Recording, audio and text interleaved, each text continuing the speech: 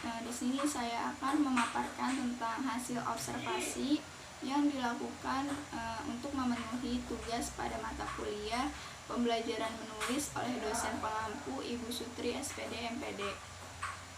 Saya melakukan observasi di SMP Negeri 2 Teluk Jambe Timur yang berlokasi di Jalan Barataraya, Blok J, Perumnas Bumi, Teluk Jambe, Kelurahan Sukaluyu, Kecamatan Teluk Jambe Timur, Kabupaten Karawang. Hasil observasi yang didapatkan yaitu penggunaan metode pembelajaran dalam pembelajaran menulis surat dinas dan surat pribadi. Saya melakukan observasi dengan mewawancarai salah satu guru mata pelajaran Bahasa Indonesia kelas 7, yaitu Ibu Nenti Permasi SPD.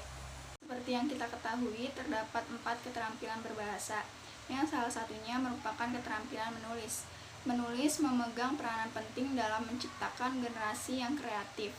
Melalui kegiatan menulis, seseorang dapat berkomunikasi dengan mengemukakan ide, pendapat, serta gagasannya dalam bentuk tulisan. Hal ini sejalan dengan pendapat dari Slamet, yaitu pada tahun 2008 halaman 72, ia mengemukakan bahwa kemampuan menulis merupakan kemampuan berbahasa yang bersifat produktif, yang artinya kemampuan menulis ini kemampuan yang menghasilkan, dalam hal ini menghasilkan bentuk tulisan, yaitu penggunaan metode pembelajaran. Dalam hal ini guru harus memperhatikan penggunaan metode pembelajaran guna meningkatkan keefektifan dan mencapai keberhasilan suatu pembelajaran. Penggunaan metode pembelajaran yang menarik dapat membangkitkan minat siswa dalam belajar. Menurut Hamzah dan Nurdin, tahun 2011 pada halaman 7, mendefinisikan bahwa metode pembelajaran yaitu sebagai cara yang digunakan oleh guru dalam menjalankan fungsinya dan merupakan alat untuk mencapai tujuan pembelajaran.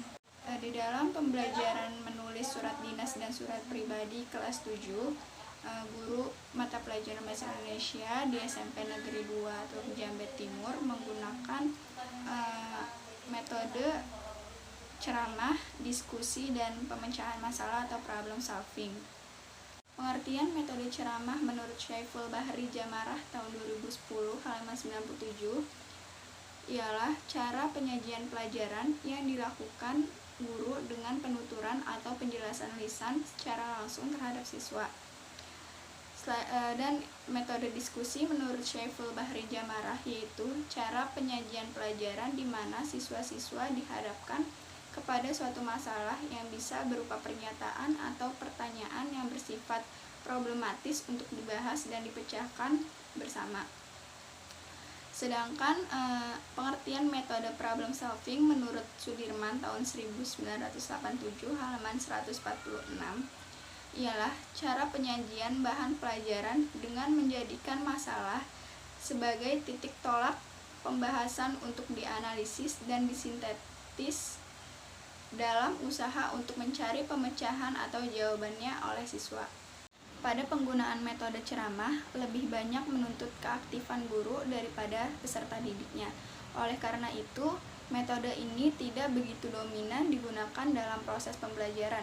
Hal ini dikarenakan bahwa kegiatan pembelajaran di sekolah harus disesuaikan dengan kurikulum yang berlaku, yang dimana kurikulum yang berlaku sekarang harus lebih memfokuskan kepada siswa yang lebih aktif daripada gurunya. Di samping itu, pada penggunaan metode diskusi dan pemecahan masalah atau problem solving, peran siswa dituntut untuk lebih aktif.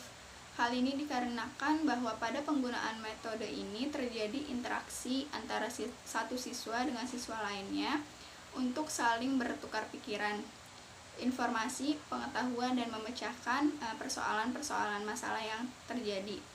Sehingga ketika siswa diminta untuk membuat surat, siswa dapat bertukar informasi dan memecahkan masalah hingga siswa dapat mengembangkan daya berpikir yang kreatif berdasarkan temuan permasalahan tersebut lalu dituangkan ke dalam bentuk tulisan. Berdasarkan hasil wawancara, penerapan metode-metode tersebut cukup efektif digunakan dalam suatu pembelajaran.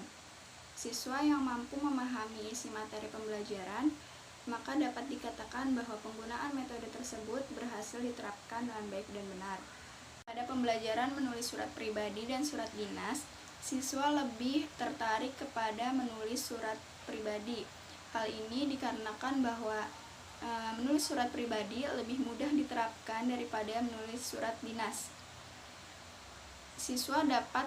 Dalam menulis surat pribadi, siswa dapat menuliskan berdasarkan curahan isi hati mereka masing-masing.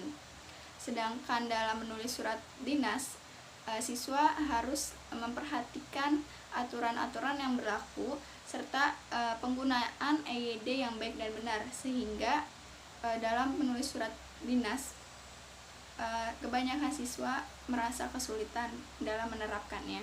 Berdasarkan hasil wawancara, terdapat keunggulan dan kelemahan dari penggunaan metode pembelajaran tersebut.